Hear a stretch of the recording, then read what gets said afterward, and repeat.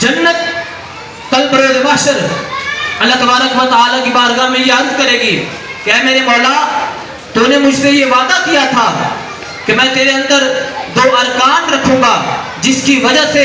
جنت میں جتنے بھی لوگ ہوں گے، جنت میں ہر پھل ہر شاخ خوشبو سے مہک اٹھے گی۔ تو اے مولا وہ 2 رکن، وہ 2 ارکان کون ہیں؟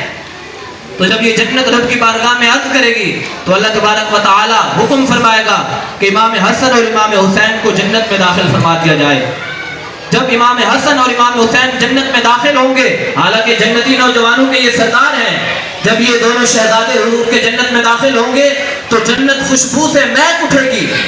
ہر طرف حسین حسین کے نعرے لگیں گے، اور پھر جنت میں آوازیں آئیں گی، سلام یا حسین، سلام یا حسین۔ یعنی جنت میں بھی امام علی مقام کا چرچا ہوگا، اور جنت یہ تمنا کرتی ہے کہ میرے اندر امام حسین کو داخل کیا جائے۔ تو یہ صرف ہم ذکر نہیں کر رہے امام علی مقام میں، جنت میں بھی امام حسین کا شہرہ ہے۔